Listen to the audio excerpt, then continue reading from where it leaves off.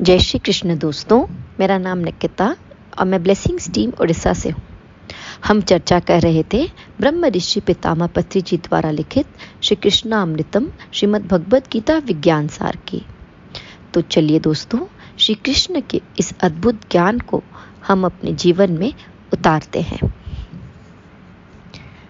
चौथे अध्याय के 34वें श्लोक में भगवान कह रहे हैं अर्जुन से कि हे परतंप अर्जुन, यज्ञ की अपेक्षा ज्ञान यज्ञ अत्यंत श्रेष्ठ है तथा संपूर्ण कर्म ज्ञान में समाप्त हो जाते हैं।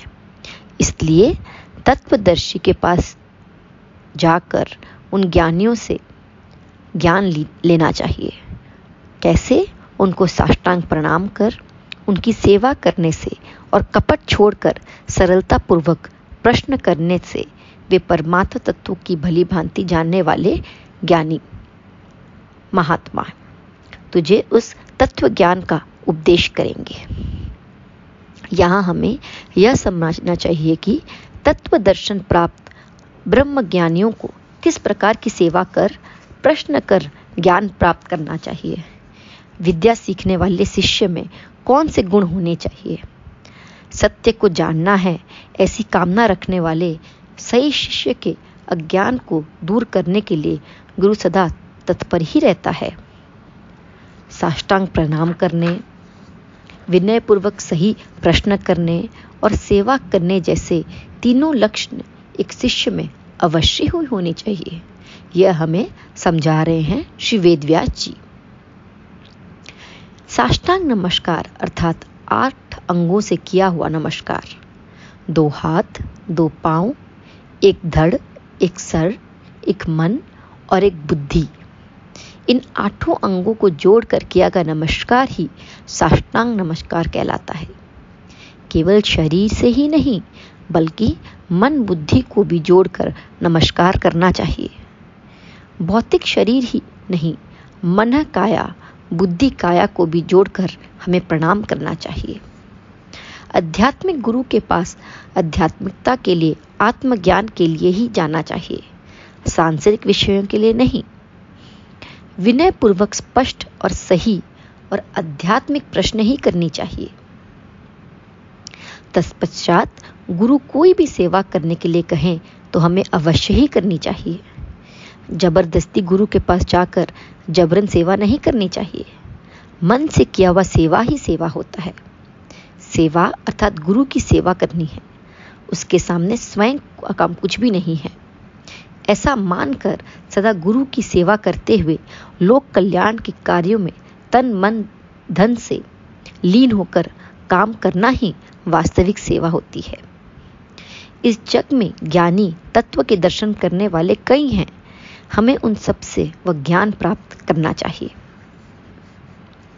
आगे श्री वासुदेव अर्जुन से यह कह रहे हैं कि यदि तू अन्य सब पापियों से भी अधिक पाप करने वाला है तो भी तू ज्ञान रूप नौका द्वारा निस्संदेह संपूर्ण प्राप्त समुद्र से भली भांति तर जाएगा। इसका यह मतलब नहीं है दोस्तों कि पहले पाप करिए और फिर ज्ञान हासिल करिए और बच जाइए। यहाँ कृष्ण हमें यह समझा रहे हैं कि हमें इस भ्रम में नहीं रहना है कि हम बहुत बड़े पापी हैं। हमने कभी यज्ञ या भगवान को याद नहीं किया तो हमें यह ज्ञान नहीं मिल सकता। तो भगवान हमें यह समझा रहे हैं कि हर कोई कर सकता है जो इच्छा से जानने वाला हो। ज्ञान प्राप्त होना है, आत्मज्ञान चाहिए तो हमें ध्यान साधना करना होगा। ध्यान योगी के रूप में परिवर्तित होना होगा। श्वास पर ध्यान देकर मन को शून्य कर चित्त वृत्तियों को रोकना होगा। इस ध्यान योग में, इस ध्यान साधन में, इस ध्यान यज्ञ में हमें आत्म अनुभूति प्राप्त होती है। क्रमशः जीवात्मा ब्रह्मात्मा के बराबर ही ऊंचाई प्राप्त कर उन दोनों के अभेद को भी अनुभव में लाते हैं। जब हम इस ज्ञान के अवगत होते हैं तब उस ज्ञान रूपी अग्नि, जिसे हम ज्ञान अग्नि भी कहते हैं, उसमें हमारे सारे पाप कर्म जड़ के सहित जल जाते हैं। ज्ञान रूपी नौका में यात्रा करने पर पाप के महासमुद्र को सरलता से पार कर सकते हैं।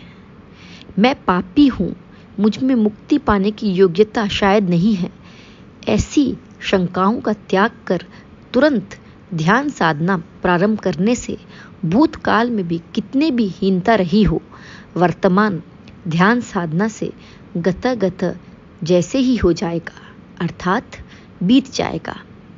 तो दोस्तों, आज के लिए इतना ही। धन्यवाद।